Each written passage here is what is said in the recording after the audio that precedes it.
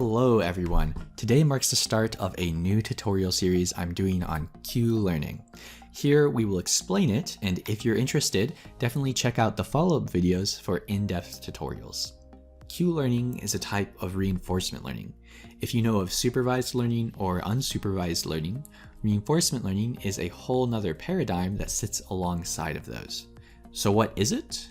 Well, it is a way to solve a set of problems where you are trying to maximize some reward. Now, that's the technical mumbo jumbo, but what about an actual example? Say we want to solve a problem, and although we might not know exactly how to solve it, a lot of the time we can at least judge how good a solution is. Those are the types of problems that reinforcement learning is trying to solve. So let's look at a few examples. First, we can look at chess players. It's very easy often to tell when a game is won or lost, sometimes even before it happens, but it's very difficult to come up with an actual strategy to win. Or think of practicing how to do a backflip. You clearly know when you've landed it, but you may have to keep adjusting your form until you can land it just right. These are the types of problems that reinforcement learning can solve. Yes, even teaching robots to backflip. Reinforcement learning is all based around a reward, and that brings us right back to Q-learning. Q-learning is one way in which agents, which are our AI programs, can attempt to maximize their reward. The idea is that if you can predict the reward from performing a number of actions, then you can keep choosing the actions that will yield the highest reward, and in the long run, get your desired goal.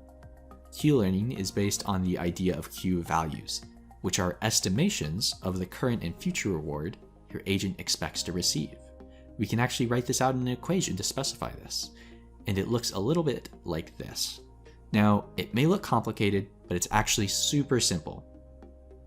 Here, you can see that the Q value can actually be broken down into two parts: the reward from the current time step and a discounted expected reward from future time steps.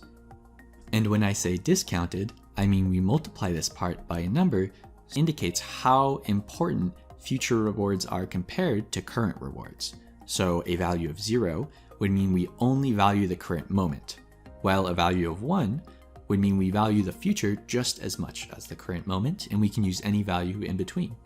So let's look at an actual example of tic-tac-toe. How would we approach this? Well, first, we want to create a Q table. And this Q table maps our states of the game and actions into actual rewards, or rather expected rewards.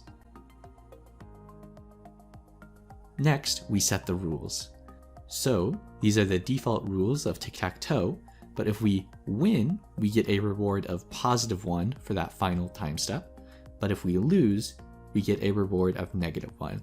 And at every other point when we make an action, we just get a reward of 0. So let's say we play out a match, and at first, all the Q values are the same. So we just choose actions randomly. And as you might guess, we end up losing. That gets us a reward of -1. And now that we have received this reward, we go to update our Q table.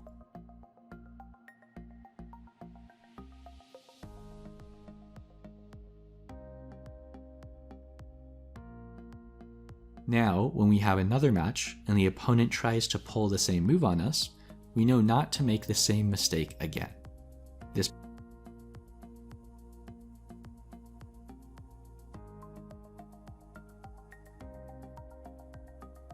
This process would continue on and on until we fill up our Q table, and then we should really start winning a lot of our matches, if not maybe all of them. Now, this is all fine and dandy for tic-tac-toe, but what if our game is so complex that we never fill up our table?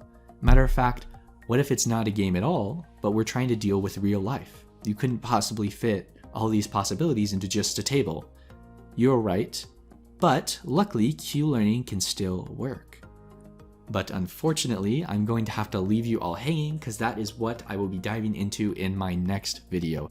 If you found this interesting, check out the next video in this series where we will actually dive into and implement Q-learning to make an AI agent that can actually play games. Also, make sure to like the video and hit that subscribe button if you would like to support the channel. I appreciate it greatly, and I'll catch you all next time.